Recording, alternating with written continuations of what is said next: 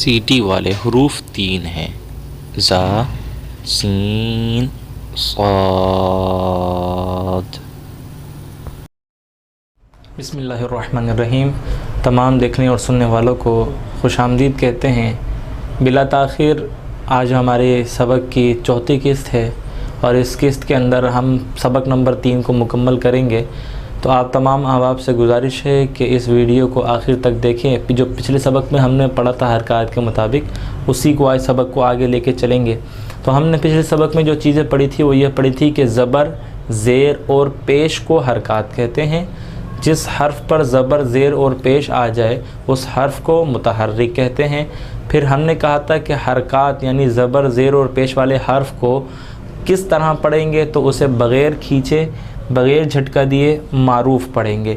تو ناظرین آج اسی سبق کو آگے لے کے چلتے ہوئے ایک چیز اور آپ نوٹ کر لیجئے۔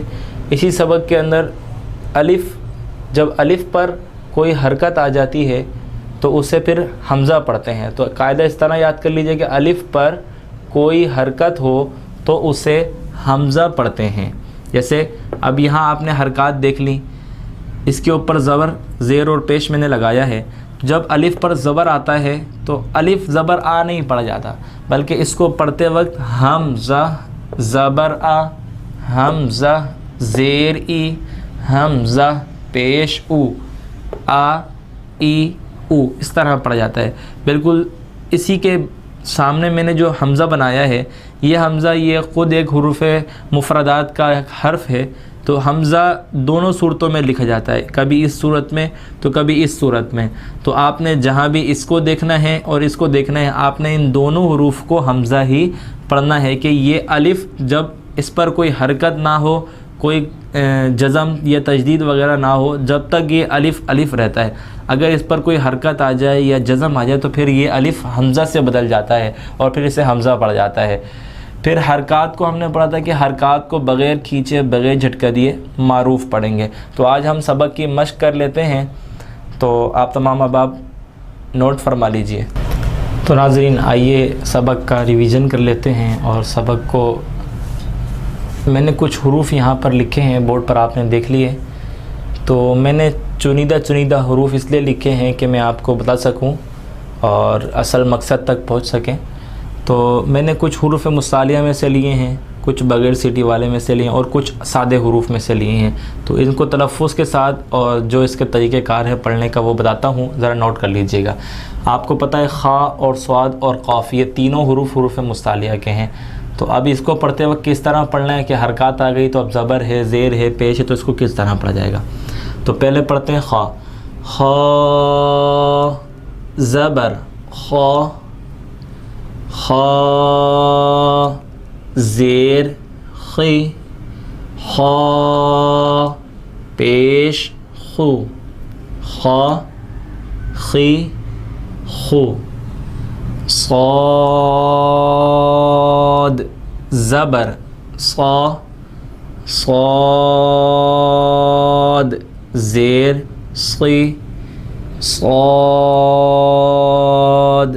پیش صو، صا صی صو۔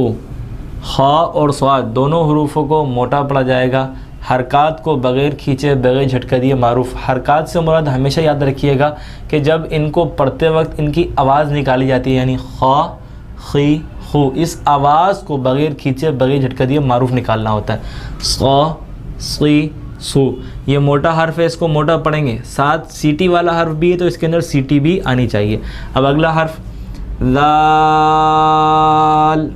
زبر ذا، ذال زیر ذی، ذال پیش ذو، ذا ذی ذو، ثا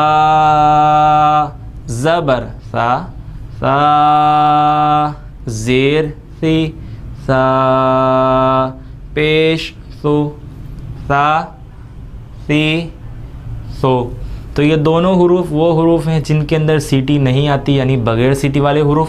تو ان کو پڑھتے وقت یعنی ان کی آواز نکالتے وقت دو ہی چیزوں کا خیال رکھنا ہے، ایک یہ کہ ان کی آواز سیٹی نہیں آئے، اور دوسرا یہ کہ حرکات کی جو آواز ہے وہ کھینچ نہ جائے یا جھٹکا نہ آ جائے. جیسے میں نے پڑھا ذا ذی ذو, یہ معروف لہجہ ہوتا ہے, تا ذی ذو, ان کو اسی طرح پڑھنا ہے.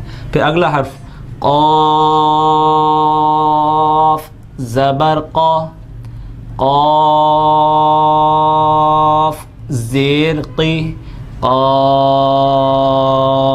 پیش قو, قا قی قو, لام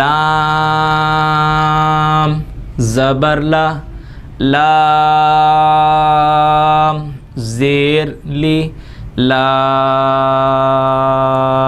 پیش لو, لا لی لو. اب آپ نے ان تمام حروف کے اندر جو چیز نوٹ کری وہ یہ کہ جہاں ایک حرفی حروف تھا ہم نے ایک الف کے برابر کھینچا, جہاں 3 حرفی حروف تھا ہم نے ان تمام جگہ پر 3 حرفی حروف کی مقدار کو حرف کی مقدار سے پورا کیا. یعنی ہم نے جب اس کی ہجی کری تو ہم نے قاف کو 3 حرف کھینچا, قاف. پھر جب ہم نے حرکت لگائی زبر کے ساتھ تو ہم نے اس کی آواز جو پڑھی وہ ہم نے بغیر کھینچے بغیر جھٹکا دیے معروف ہی پڑھی ہے.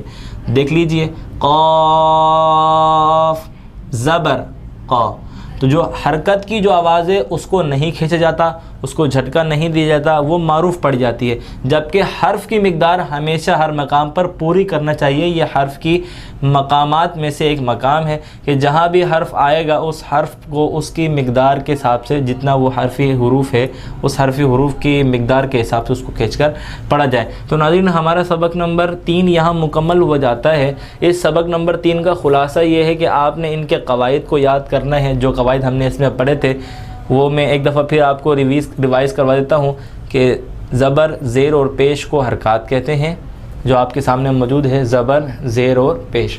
پھر جب یہ حروف یہ زبر زیر اور پیش جب کسی حروف پر آ جاتے ہیں تو وہ حرف متحرک حرف کہلاتا ہے. جیسے کہ خا یہاں پہ متحرک حرف ہے, صاد یہاں پہ متحرک حرف ہے, تمام حروف یہ متحرک حروف ہیں. پھر حرکات یعنی زبر زیر اور پیش کو کس طرح پڑ جاتا ہے, تو زبر زیر اور پیش کو جو اس کی آواز بنتی ہے اس آواز کو بغیر کھینچے بغیر جھٹکا دیے معروف پڑا جاتا ہے.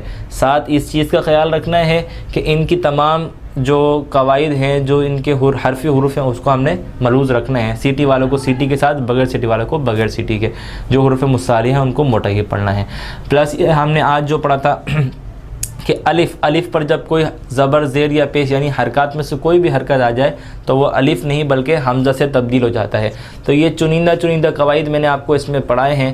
تو آپ نے ان چیزوں کو یہاں پر یاد کرنا ہے اور کسی بھی قاعدے سے آپ اس کو مکمل سبق پڑھنا چاہیں تو سبق نمبر 3 اس کے اندر آپ نکال کر بآسانی پورے قاعدے کی مشق کر سکتے ہیں, پورے سبق کی مشق کر سکتے ہیں.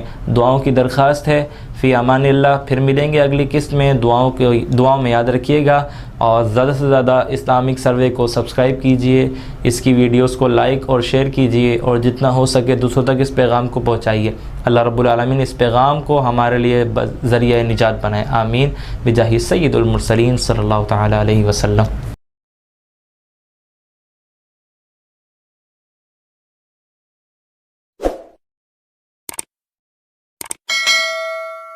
سیٹی والے حروف 3 ہیں, سا, سین, صاد.